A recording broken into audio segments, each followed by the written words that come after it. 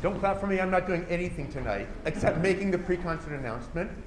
I'm delighted to welcome you all to PACO's third concert of the season, conducted by a man who is very soon going to graduate from guest conductor to music director. I know we all know and love Scott, and we're very excited about watching him tonight and seeing how he will carry on the PACO traditions. I know we're very lucky to have him coming in to succeed me. So I'm delighted, and I'm looking forward to this concert. There will be a reception. I believe it's going to be an M2 because it's really cold out. I'm following the concert, so please join us there. You can meet Scott and say hi to the orchestra. I really like this program. Every single piece is a piece of chamber music. The Shostakovich, they sometimes call it chamber symphony. It's based entirely on Shostakovich's incredible and haunting 8th string quartet. The Ravel quartet, Rachmaninoff quartet, Beethoven quartet. The Gershwin was George Gershwin's only piece of chamber music that he ever wrote, and it was written for string quartet. But it's lovely in an orchestra. And then, of course, the double quartet of Mendelssohn's Octet. It's a delightful program. I'm sure you're going to enjoy it. And let's please welcome our concert master to the stage, Caitlin Flexer.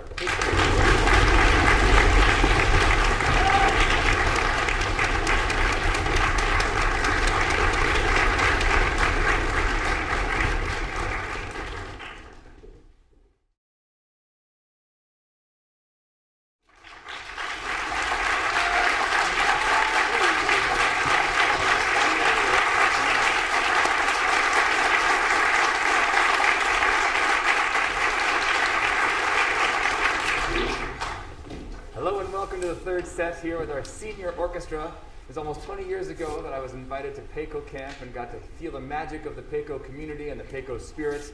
About 10 years ago, I was asked to have my first guest conducting appearance with Debut. And of course, tonight I am announcing that this is my final guest conducting appearance with the Palo Alto Chamber Orchestra for the greatest of reasons, because I get to now do PACO concerts for the next 20 years.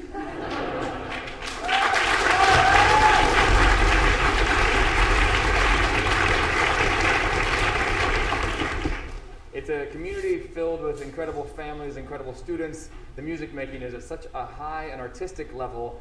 The kids that come in, they play with such conviction and willingness. Every rehearsal, they show up and put every fiber of their being into every single note.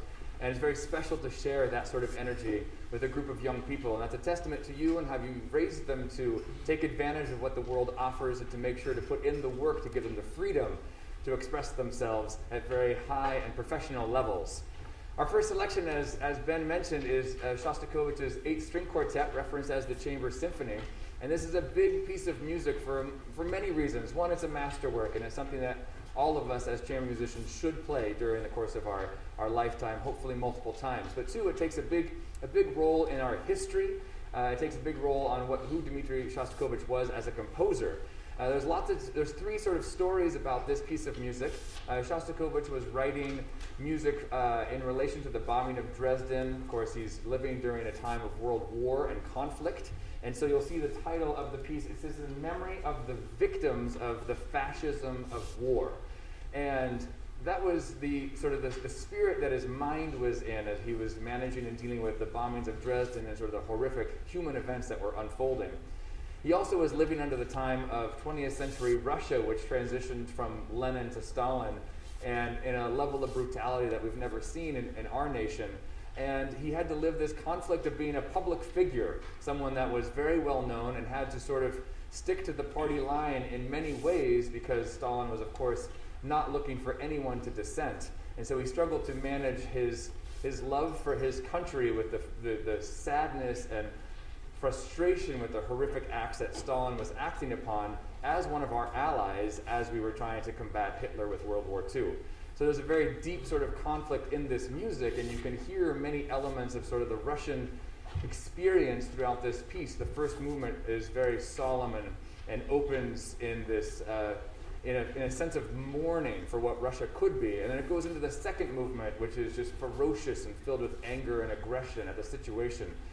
the hope to battle it and combat it, which goes immediately into a third movement, which is that life is, sometimes we say life is beautiful, and sometimes life just simply doesn't make sense. And so the third movement is a waltz, but it's a waltz at a carnival where the rides don't work and it's filled with only clowns. It's uncomfortable. You're excited about going, but you're not really sure you're supposed to be there. And once you arrive, things just aren't what they seem. And this is the veil of what Stalin was telling the Western world, of course, and what the Russian people were experiencing.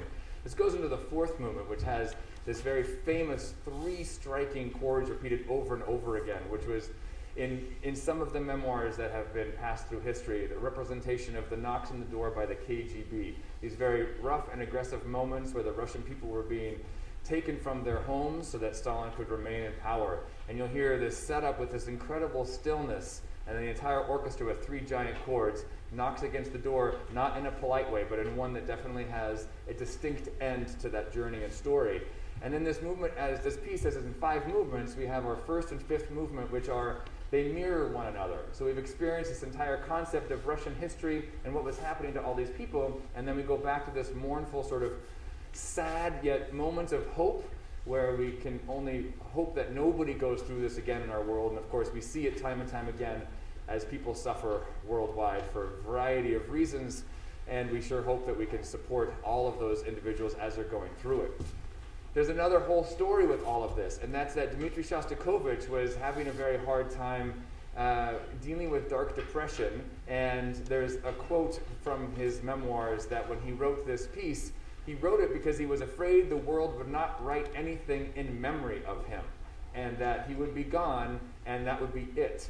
And so in 3 very, very intense days, he wrote this piece, and he started it with 4 notes that when translated from music to English spell his name. So the first 4 notes you hear in the cellos is his name. So now we can think, well, maybe this is all about the Russian story I just told you, or maybe this is him and how he's experienced life and all of the things that he was personally frustrated with, the things that were confusing to him, and the hope that he's done something to connect himself to humanity. You'll hear that theme in every single movement, and so you can consider this a testament to the hope and frustration when world governments can't support their people, or you can think of this as Shostakovich saying one final idea of his. Now, thankfully, he pulled himself out of that depression, and he continued to write for many, many years. But this was a dark period in his life, a dark period in our history, and this is a very important piece of music for us to reconnect with all those times of struggle and remind us that we're always striving to support everyone. Here is Dimitri Shostakovich's 8th String Quartet.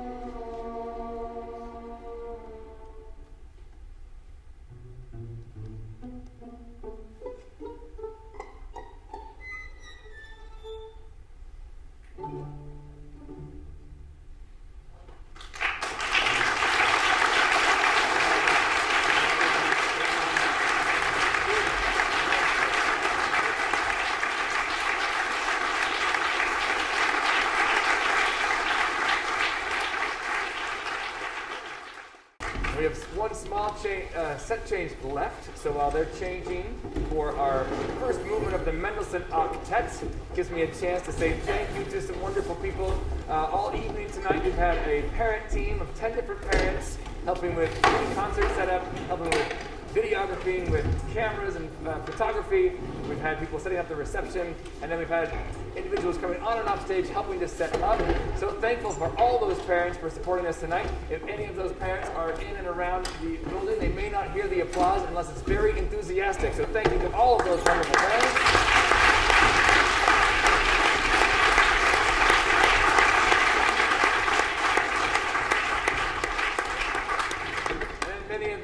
Met him, our new office assistant, Dylan Voischat, is a former PACO cellist and is currently working on becoming a recording engineer, working still in the field of music, and so it's been wonderful to have him here and reconnect with him.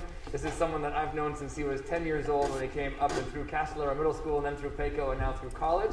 So thank you to Dylan, but also thank you to our managing director, Will Betts, who probably manages I don't know how many hundreds of emails he does in any one given time, but I know just this morning there were 14 new emails with different situations just to make sure that only tonight's concert is ready to go. So if we can have a wonderful round of applause for both Dylan and Will for all of their work.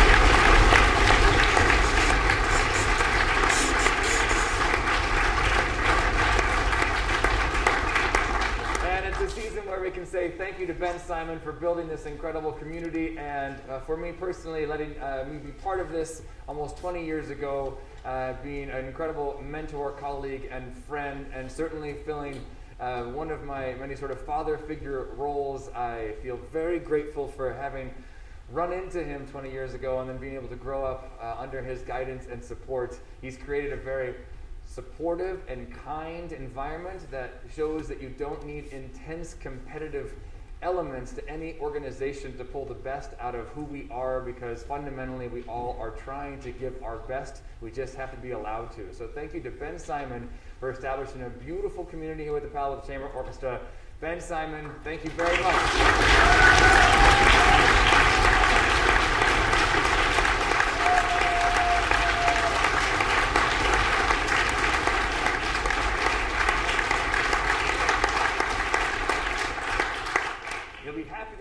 That he's not able to fully remove himself from PACO. He will not be directing this year's camp, but he will be coaching and playing viola in one of the faculty fellow ensembles, which has been something that's been very exciting for him to transition into. The only stipulation was that he was not allowed to bring his bassoon. No, just kidding. You're still welcome to bring it. I can't wait to hear that F sharp. All working on it. Excellent. And then also he will be with us in the next season. Make sure that be on the lookout for some exciting ideas. Of course, we're keeping PACO. There's so many wonderful things that we're just going to maintain and keep, but there are some new sort of developments. There'll be a chamber music conservatory track, which you'll see more information. We are excited about Presto PACO for all of our youngsters, PACO Camp for all of our oldsters. We're excited for bringing in guest conductors for master classes with our students throughout the year. All the wonderful things that you already expect from PACO, the potluck in September, the concert sets, the holiday extravaganza. Will and I have already been scouting venues and getting ready for the next season. And the highlight, of course, will be when Ben Simon joins us again for the third set with a senior PACO orchestra and once again takes the stage. So you'll get to see him a few more times. Before we continue playing with Mendelssohn, I think most of you know that Mendelssohn was quite young when he wrote basically everything that he wrote, because he just didn't have a very long life. I believe he wrote this in his teenage years. This is just the first movement of his octet. I think it's always wonderful when teenagers play music written by a teenager. There's something about that energy that we all would love to bottle and be able to use as opposed to Starbucks to keep ourselves going throughout the day. They approach this music with an energy that is vibrant, and it's exquisite to hear the colors that these students have put together for Mendelssohn's octet. We're doing the first movement only, and you'll hear, since it's an octet, there are 8 parts here on stage. So we have violin 1, 2, 3, and 4, viola 1 and 2, and then cello 1 and 2. That's the design of the octet with the principal players of those 8 sections here in the front row. Please enjoy the Octet by Felix Mendelssohn.